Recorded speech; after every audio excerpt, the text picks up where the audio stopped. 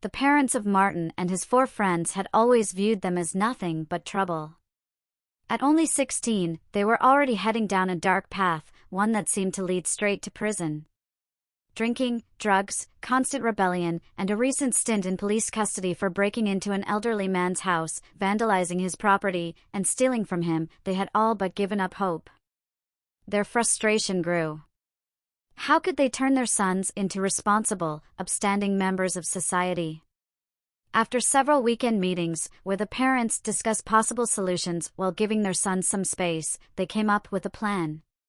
It took a month to finalize the details and another month and a half to prepare. But today, the waiting was over. It was time for the 5 boys to face the consequences of their actions. After today, they would no longer be the wild teenagers who caused endless headaches. Finally, they would learn discipline and responsibility. The first weekend of the Easter holidays had arrived, and the boys were looking forward to some much-needed relaxation. They planned to meet up at Martin's house and spend the afternoon playing video games in his room. The mothers, under the pretense of meeting for coffee, tagged along as well. Once all 4 of Martin's friends had arrived and were absorbed in their games, the plan was set into motion. At around 11 o'clock, 2 hours after their arrival, Martin's mother, Mrs. Roberts, called them down for an announcement. The 5 boys entered the dining room, where their 4 mothers were sitting at the table, 5 empty chairs arranged for them. Mrs. Roberts gestured toward the seats.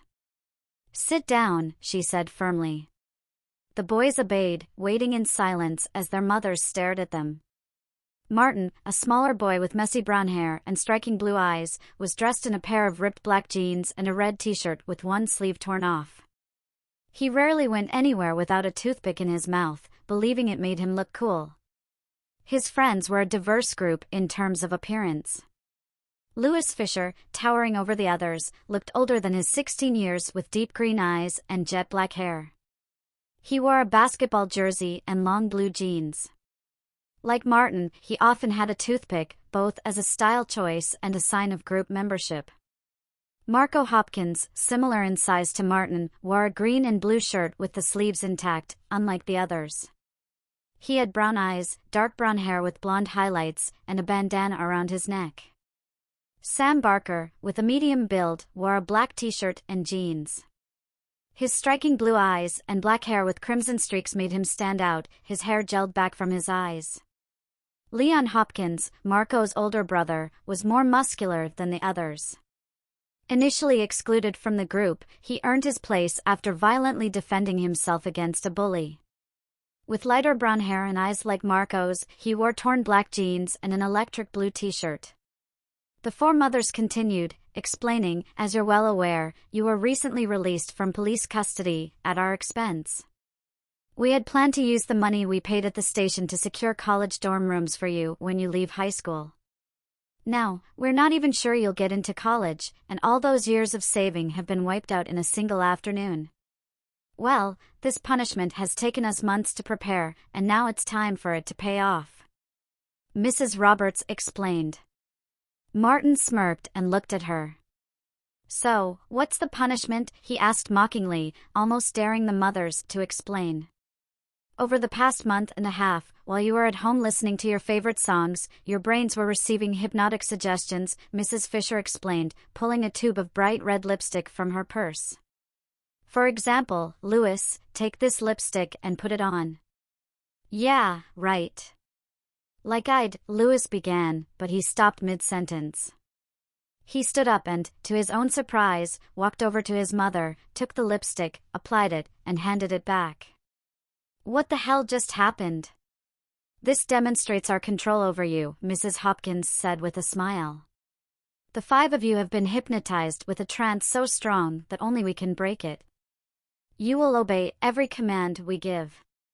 To keep you safe from accidental triggers, you'll only follow commands from your own mother." She grinned.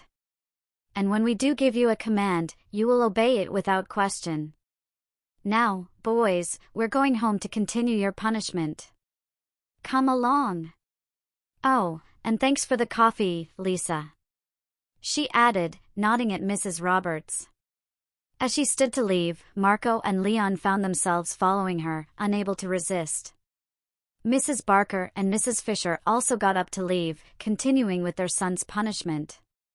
They planned to meet up later after the boys had been given their proper attire.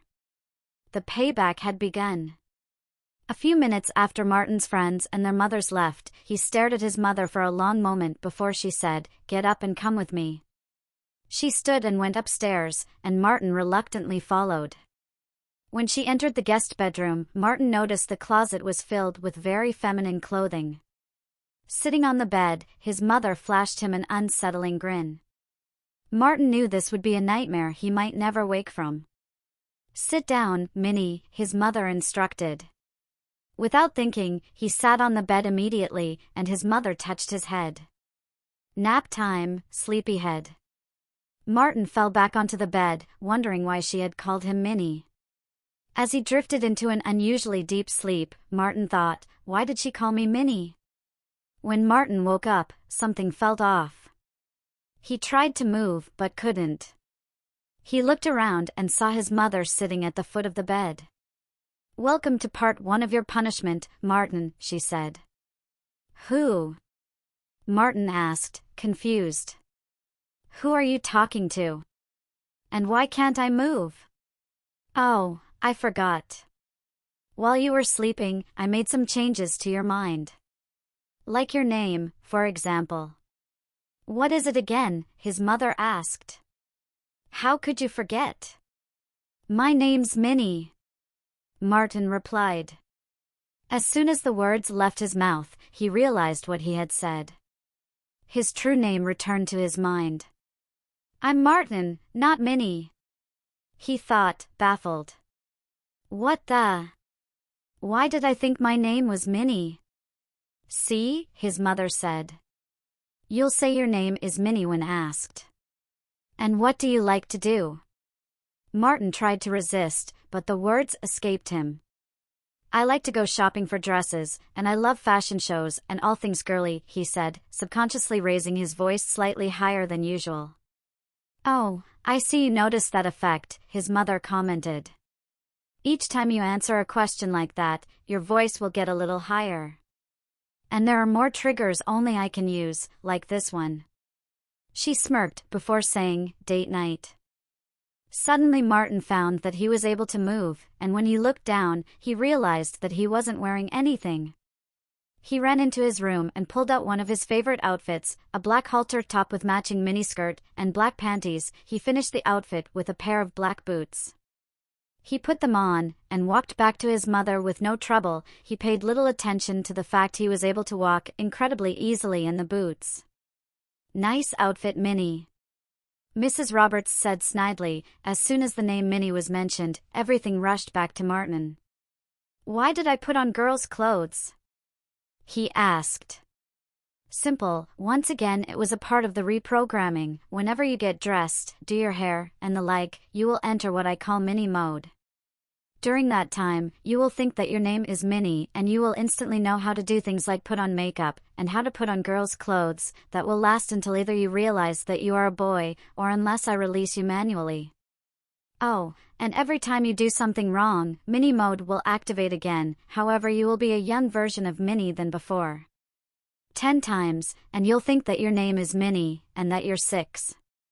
His mother explained, finishing with an evil smirk. "Oh, and you'll find that you now need a diaper when I tell you. When I do, you'll instantly enter a trance, put on a diaper, and go to bed. Then, for 24 hours starting from when you wake up, some of your abilities will be reduced to that of a baby. You'll find that you have the inability to use anything but a diaper for toilet purposes, that you'll find it hard to walk, and that you'll be unable to chew solid food. You'll only be able to eat baby food, or suck on a bottle, your thumb, or a pacifier. You'll also be unable to wear boys' clothes during the day. Doing so will result in you experiencing what I call punishment mode. During this time, you will come to me on the spot, and well, you find out.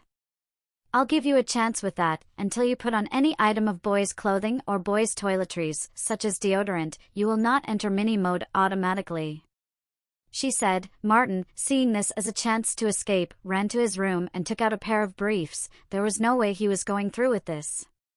He swapped the panties he was wearing for briefs, and as soon as his hands reached for the next item of clothing he was going to try making his escape in, he instantly froze up and walked back to his mother. When he reached her, he stood still in front of her. Although he tried to resist, he couldn't stop himself from saying, "Mommy, I've been naughty, I need my punishment." "Of course, dear, just remember, you will be aware of what you're doing, and you did bring this upon yourself," his mother said, taking a small pouch out of the bedside table. Martin reached inside and took a small slip of paper from the pouch. When he opened the slip, he read the word on it out loud. "Lucy." "Oh, I like this one," his mother said. "Do you remember that time you blacked out for a while, and then woke up with a bow in your hair?" she asked. "Yeah, why, was that this Lucy thing?" Martin asked, scared. "Yes. During the Lucy trance, you'll be one of the most feminine people around. Not only that, you'll find that you love to play at being a baby," his mother explained before saying the trigger words. "Baby Lucy's come to play."